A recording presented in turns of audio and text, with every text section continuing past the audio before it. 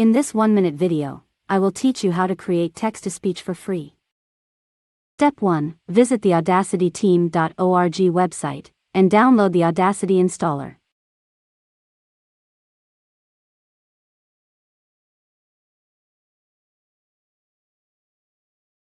Step 2. Install Audacity.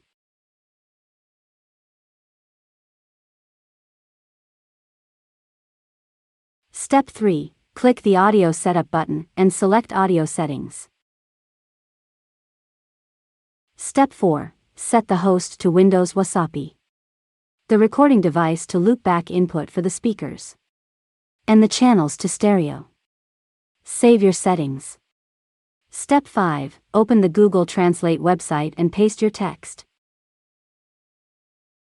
Step 6. Go back to Audacity and press the Record button.